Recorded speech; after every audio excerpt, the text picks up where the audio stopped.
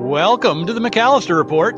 We join John McAllister, top football evaluator, as he shares wisdom and interviews coaches and athletes from around the country. Enjoy today's podcast. Welcome to the John McAllister Report. I'm John McAllister, and today my guest is from way down in Duke University, quarterback coach, offensive coordinator, Kevin Johns. Kevin and I go way back to when he played high school football at Piqua. He's been in college level for a long time, and his most recent coaching position is at Duke University. He's the quarterback coach and the offensive coordinator. Duke was 9-4 last year, new staff, new culture, and they were very successful in the ACC. We're going to talk about a lot of different things with Kevin and also quarterbacking, what he expects to see young quarterbacks coming out of high school, what he expects of them, and then the difference on the college level. So please sit back and enjoy my podcast with Kevin Johns from Duke University.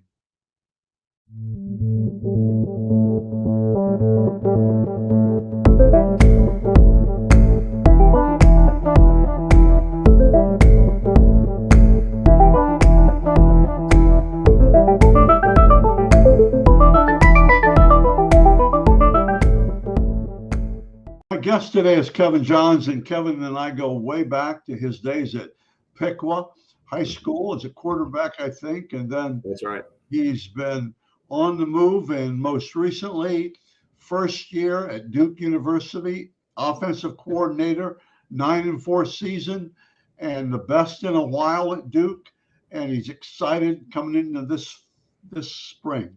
Kevin, how are you? I'm doing great, John. It's good to see you and good to hear your voice, and I'm excited to spend some time with you here. Yeah, you can't push that. Anyway, I still can't make mistakes, Coach. That's all good. It happens always. You know, Duke experienced so much success this year. 9-4, I said earlier. What were the keys, Coach? What were the keys to that success? Yeah, well, a lot of things. I think as a new staff, it starts with the direction of the head coach. And Mike Elko, for us, as our leader, does a phenomenal job. The kids love him. The kids play their butts off for him. And he did a great job really just setting the standard of what he wants this program to look like and what it takes to win. We talk a lot about championship habits here and how champions lift and how they are in meetings and how they are in the practice field and what your body's going to feel like and how to take care of your body, just everything. And our kids have bought in. They've worked their tails off. I think that's been a big piece of it. And then on the field, I think that I don't know that we did anything magical other than we tried to play a little bit smarter this year. We tried to take care of the football on offense. Defensively, they tried obviously to work hard to take the ball away. We worked harder to protect the quarterback and then to get sacks on defense. And then, we really played together as a complete team. So offense for defense, defense for offense. There were times offensively, we felt like winning the time of possession was going to be to our advantage. So we worked hard to do that. There are other times we felt like we had to, outscore somebody and play fast. So we really played this past season together as a team. And so, again, going into year two, I'm excited to see what we can do and see if we can keep the success going. And it helps, we talked a little bit about culture, but it's about doing the right things. And I think it's like making sure all your trash is put away from your locker, making sure your trays are put away or dishes, whatever you have now, your table's clean. When you come into the practice, you sit up tall in your meetings. Those are all things I think are important. Oh, then there's no doubt about it, right? And that's not a secret. I think everyone knows that those little details are absolutely critical and really create the difference between winning and losing. The other word that we've used a lot around here, though, is just as standards. And we're trying to teach these guys and our players just that this is what's acceptable and this is what's not acceptable. And we're not asking your opinion. We need you to do it a certain way because this is how champions do it. And so, we still have a long way to go. But and every year, every team starts over. In January, you go right back to square one. You have new leaders, you have new seniors. Every team starts over and takes on a different personality every year. So we're in that stage right now that we're in winter workouts where it's hard and not a lot of fun for our players, but it's necessary to go through the grunt work and the tough pushing of sleds and all that stuff that it takes to be a winner in the fall. And that's where I've talked before about, I've asked kids, and I think you'll learn a lot by facial expressions with kids and things like that. Just how they answer my questions. And I've done this for so long. And I like to ask sometimes silly questions about, and see what their response is. Now, one question I always ask is, do you like football or do you love football? It's a big difference. And they're all going to say, well, I love football. Right. Oh, man. I said, okay. I said, you go to and I'm sure they're all the same, but you leave for college, you're all alone. And then I said, you get to the locker room at 7:30, and then you leave at 10:30 at night. Do you love that? And to play is hard. Sure. So you got to love it. It's just hard. Yeah. I mean, and kids, and a lot of kids, we don't hear about. Yeah. They leave, and then other kids are just happy to be at Duke University, and they like football. Yeah. And you know who those guys are. Well, yeah. Yeah, you're always going to have both. You're always going to have both. You need more of the guys that love it. And you just need guys that love it. And it's all about the culture is so important. Yeah. The older I get, it's just things like that, the details and the just so important. And it's fun to watch. I think that the us coaches that have been on special teams, that they look back and they realize, why was this year so special? Well, it probably had a lot to do with the seniors, the leadership that you had on the team, the culture that was set, the standards that are maintained. When kids can police each other and hold each other accountable, it really makes for something special. And so, that's the goal of every coach of every season. And you try to build upon that and then, do it again the next year. Well, congratulations on that. And by the way, you forgot to mention your coaches have bought in too. And your coaches must be doing a pretty good job, because that's high. It's got to be hard. Although you're dealing with pretty good academic kids. Really good. Yeah, really good academic kids. I was being sarcastic almost. Yeah, well, I just, like sometimes, you take it for granted, but, our kids are smart. They do well in school. They're analytical kids. They want to please, so they want to do everything that you ask them to do. But you're right. And I think our coaching staff did a phenomenal job this year. But again, that all stems from our head coach and Coach Elko creating an environment where every guy is excited about coming to work, feels comfortable of speaking up in meetings. We're able to solve problems together because we're allowed to have conversations, without feeling, that you're getting yelled at or frowned upon. So I can't say enough good things about Mike Elko. I just think the direction of this program is straight up under his leadership. Okay, let's talk about you a little bit, Kevin. Where you've been, and I think you told me you were 47, 45, someplace in there. Yeah. Let's make this advice. What advice would you give to young coaches, high school or college? And I would ask you this to include relationships. I mean, you've done well. So what are some of the keys of starting at Piqua and now being at Duke? What are the keys along the way? Yeah, well, you already said it. One, it is relationships, and then it's who you know, right? It's contacts, because the old saying, it's not what you know, it's who you know, and I firmly believe that. I started in 1999 working at Northwestern University as a graduate assistant, simply because I was one of the guys that could get into grad school. So they gave me a job working with the offensive line. And I didn't know anything. I was awful. I was probably the worst GA ever. And those guys literally had to teach me everything about college football and about how to be a coach. But at the same time, I worked for a phenomenal man named Randy Walker, Oh, who wow. believed in keeping his staff young, who believed in promoting young coaches. For 3 years, I kept my mouth shut. I learned as much as I could. I worked as hard as I could. And I built trust. I mean, I think those guys gave me a lot of jobs because they trusted that I would do a good job. And then that's it. And then you start to branch out and you start to get to know people, and your network increases because, again, you've met more people. And then you just take off. And I think, some more advice is you do a good job with the job that you have, and that's how you get better jobs.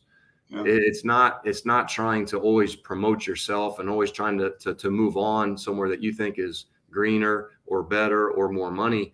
If you just do a good job where you're at, coaches talk and people talk, and your film speaks for itself. Because they'll watch your film and say, man, those wide receivers are getting after it. I wonder who coaches those guys. Yeah. And it does. Your reputation will follow you everywhere you go. But you for sure have to get to know people. It's all about connections. I firmly believe that. But then once you make those connections, you have to have the intelligence about your position, about the technique. You need to know what you're talking about. You have to be personable, that you can recruit, and then put it all together and then see how long you can do it and hang on for as long as you can. Right. Coach Tressel told me a long time ago, and he said, it's not where you coach, it's who you coach for. Sure. It's not what's necessarily where, it's who you coach for. Yeah. You can go into that. Yeah, there's no doubt. Well, yeah. Yeah, you have to work hard for the guy that you work for and be loyal to him. Yeah. And, I've been fortunate. I haven't necessarily tried to pursue other jobs very often in my career. I try to work really hard where I am. I believe the good Lord will put me where I'm supposed to be, and you treat people the right way and good things happen. But you do have to put in the work. You got to know what you're doing, so that when you get your chance to move on, then you can have a chance to move up. That's so important. Talk about one more thing. So it has basketball and football has it gotten a little bit closer or not? I mean, I don't know if it's closer. I just think what we're trying to do here in the football building is have the same success that they've had in their basketball arena, right. Because they prove that it can be done here at Duke. So we're trying to recruit at that level. We're trying to practice at that level and perform. We're trying to feed our players. We're trying to lift. I mean, they've shown that it can be done here. And so we're just trying to close the gap and really hold our end of the bargain for this university. So we still have a lot of work to do, but we feel like we took a good first step this past year. Oh, Coach. Yeah, you did, by the way. I mean, you did really took a big step. Yeah. Okay, let's talk about players, and then we'll finish off here. 15 minutes almost. Okay, do you area recruit or do you position recruit or both? Yep. So we'll do both. When we go out recruiting here in the springtime, we'll take probably the first 2 weeks and do our area, because we always want to be aware of what's out there. And if you're not careful, if you only do position recruiting, it's easy to miss kids. Right. The reason I ask that is Kevin, is when you area recruit, if you're bringing a prospect in to Coach Elko, what does he want from the kid? What does he want to see? Well, we're going to get the transcript first, and we're going to make sure that fits what we're looking for, because that can save us a lot of time if it doesn't meet what we need. Or you even kind of bring him to him, huh? I mean, yeah, we're gonna check that first, but then I think then it depends really on what position you're talking about. But I would say athleticism first. You're always looking for guys that can. If they can't be what we're recruiting them for, can they play somewhere else, right? So you're always looking for maybe some position flexibility. I would say you're always looking for size at this level. Unfortunately, you need big, tall, long guys at all positions. You just do. This is a big man's game. And if you're not careful, your team can get too small if you recruit too many little guys. And then you're looking for some speed, right, at certain positions. I mean, you've been together for a year. what does he? Let's go more the intangibles. What does he look for? If what does coach look for? He's the head guy. What does he want to see in kids? Yeah, it's a great question. Character and things like that. Yeah, no, I think character for sure. We look for kids that are winners. I think winners win no matter where they are, and so it's not always every kid's fault if their team doesn't win, but it certainly does look good for a starting quarterback if you're a state champion 2 of your 3 years as a starting quarterback. That winners win, and I think that you're always looking for guys that can do that. You're looking for leaders, right? You're looking for guys who have been captains. I think that's very important to me. I like kids that play other sports, guys that play basketball and baseball, whatever it might be, just to show some other flexibility and some competitiveness that I think goes a long way. Yeah, I think those are some of the things that are important. And then academics for us, obviously, is a huge part of it. Yeah, that's really good. Okay, let's talk quarterbacks now. Your coach. I have another question before that. And I've gotten in not disagreements, arguments or debates. Not every offensive coordinator, especially in the pros, calls the plays, right? Correct. Some offensive coordinators and then somebody else calls the plays, right? Yeah. I would say that's pretty common if you work for a head coach that's an offensive guy. Yeah. Because typically the head coach would call it. That would be my experience with that. Okay, for sure. I just wondered, Coach Elko, being a defensive guy, you're in pretty good shape then. Yeah, well, honestly, that was one of the things that attracted me to this job is working for a defensive-minded head coach. Yeah. My past, most other places I've been, I've always worked for an offensive guy. So, but I'm gonna tell you what, I've learned more working for Coach Elko, just the perspective that he gives me. That's been awesome. That's good. Okay, what do you look for in quarterbacks? Well, one, I would say some athletic ability. I look for guys that can play with their knees bent. I look for guys that can extend plays. Not every kid needs to be Lamar Jackson, but the way the game's going, you better have somebody that can run, get out of trouble, and extend some plays. If not, I just think it makes it extremely tough. Just with the defensive line that we're facing nowadays, the athletes that they have rushing the quarterback makes it tough. I would say that's number one. I look for intelligence as well. I love to get kids on the board and just ask them, teach me a play. Tell me what you're looking at. Teach me about the defense. Tell me about protections, because you need a kid that can process information when the ball's snapped. Right. And if you take a quarterback that can't think, it's going to make it really tough. They have to be able to memorize a ton of plays, memorize protections, memorize the rules, but then also when the ball's snapped, they have to be able to think quickly. So that to me is extremely important. I think accuracy is very important. And I would put accuracy before arm strength. I just think that you need a guy that can put the ball where it needs to be placed. It doesn't do you a lot of good if you have a cannon for an arm, but you can't locate the ball. So I think those are some of the things that I look for, just, from a physical skill standpoint. And then I would say leadership. I would say communication skills. I think all those things are extremely important. If you're going to recruit a quarterback and put him in front of your team, you better have a kid that can present himself, that can lead, that can inspire others. If not, it's hard to play that position. I think real quickly and go back, I think what you said about accuracy obviously is very important. I also say what you think about athleticism. I think they have to be able to escape and run to help themselves. I don't think they can run touchdowns, but they got to be able to run and throw on the run. There's so much. But I think those are things.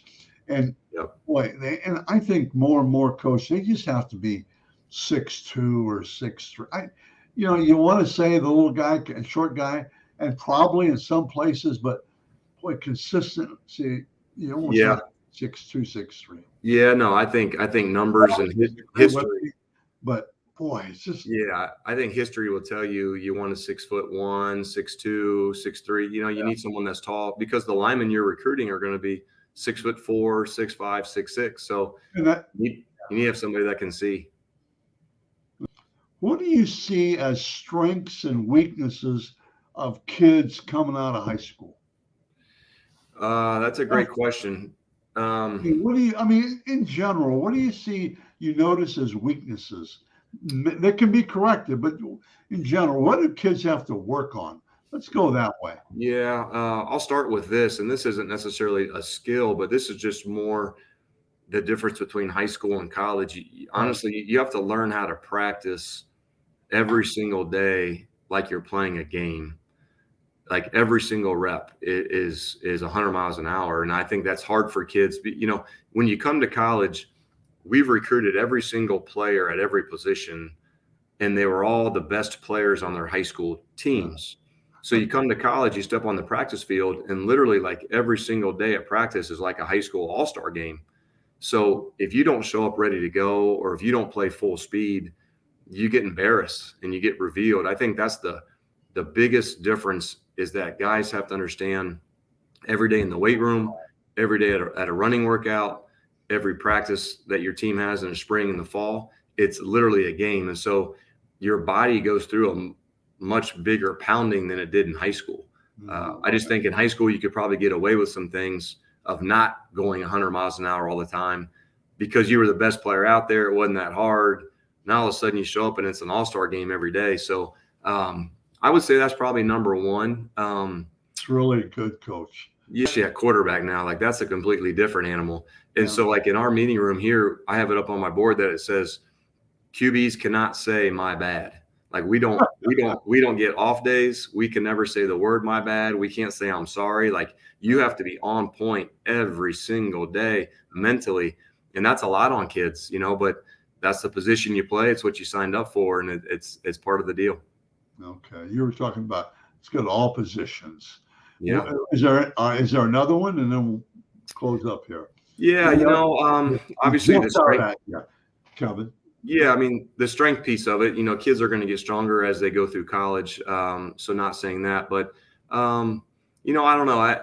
I think the practice habits is probably the biggest thing that I would say that I see.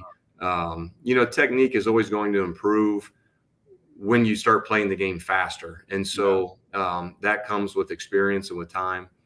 But I think those practice habits would probably be the main thing that I see.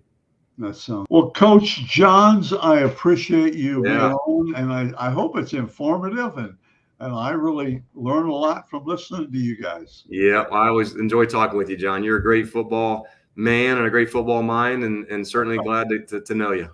It's called old age, Coach. Yeah, experience. Thank you very much, Kevin. Appreciate Anytime, John. Anytime.